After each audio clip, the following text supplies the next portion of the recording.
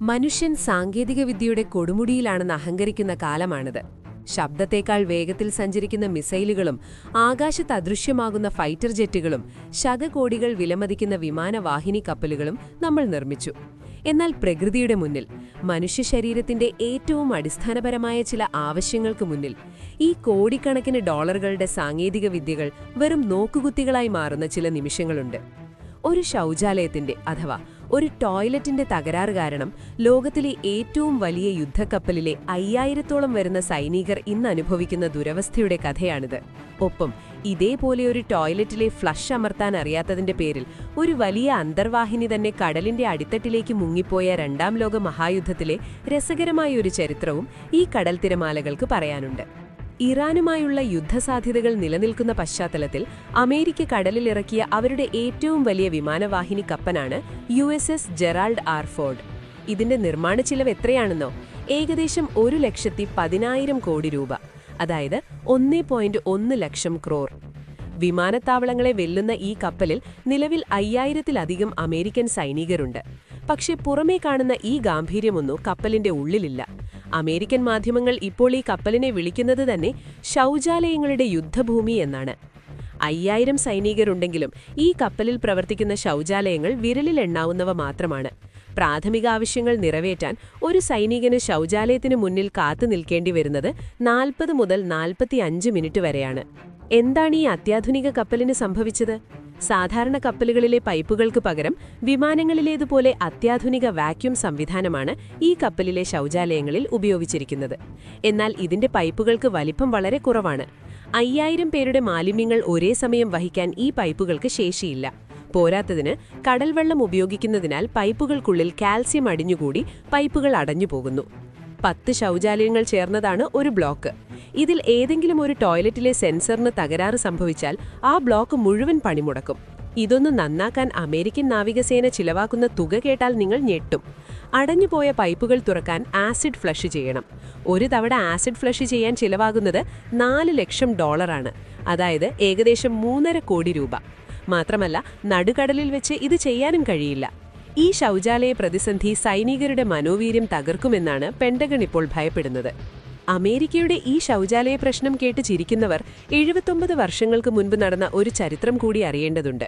ഒരു ടോയ്ലറ്റ് കാരണം കടലിന്റെ അടിത്തട്ടിൽ സമാധിയാകേണ്ടി വന്ന നാസി ജർമ്മനിയുടെ ഒരു ഭീകര അന്തർവാഹിനിയുടെ കഥ. കാലം രണ്ടാം ലോകമഹായുദ്ധം. ബ്രിട്ടീഷ് കപ്പലുകളുടെ പേടി സ്വപ്നമായിരുന്നു ജർമ്മനിയുടെ ബോട്ടുകൾ.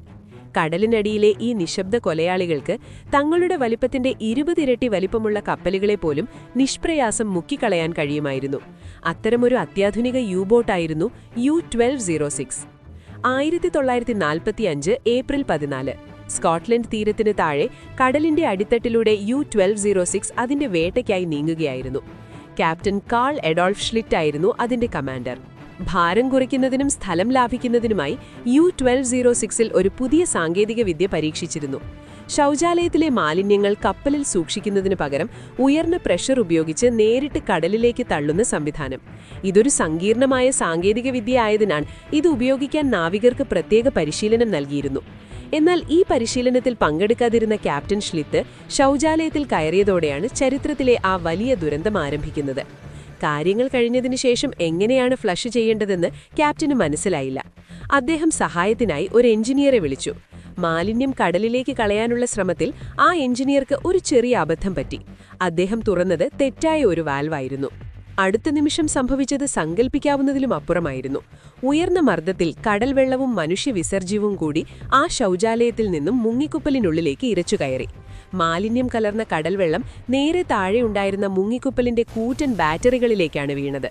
ഉപ്പുവെള്ളവും ബാറ്ററികളിലെ രാസവസ്തുക്കളും പ്രവർത്തിച്ച് നിമിഷങ്ങൾക്കകം അവിടെ മാരകമായ ക്ലോറിൻ ഗ്യാസ് രൂപം കൊണ്ടു.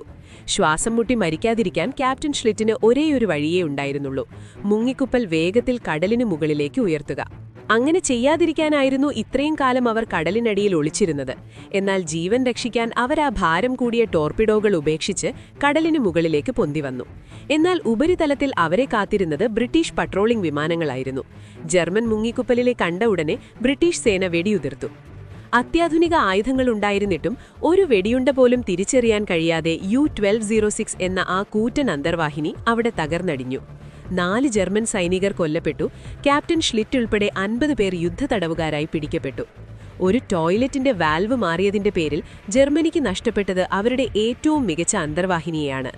വർഷങ്ങൾക്ക് ശേഷം 1970-ൽ കടലിനടിയിൽ പൈപ്പ് ലൈൻ സ്ഥാപിക്കുന്നതിനിടയിലാണ് ആ കപ്പലിന്റെ അവശിഷ്ടങ്ങൾ ലോകം വീണ്ടും കാണുന്നത്. ചരിത്രം ചിലപ്പോഴൊക്കെ നമ്മെ നോക്കി പരിഹസിക്കാറുണ്ട്. അന്ന് ഹിറ്റ്ലറുടെ ജർമ്മനിയാണെങ്കിൽ ഇന്ന് ഡൊണാൾഡ് ട്രംപിന്റെ അമേരിക്ക. ആയുധങ്ങൾ എത്ര വലുതായാലും ലോകത്തെ നശിപ്പിക്കാനുള്ള ബോംബുകൾ കയ്യിലുണ്ടെങ്കിലും പ്രകൃതിയുടെ ഒരു ചെറിയ വിളിക്ക് മുന്നിൽ ഈ അഹങ്കാരങ്ങളെല്ലാം വെറും കെട്ടുകാഴ്ചകൾ മാത്രമാണെന്ന് കാലം വീണ്ടും വീണ്ടും ഓർമ്മിപ്പിക്കുന്നു.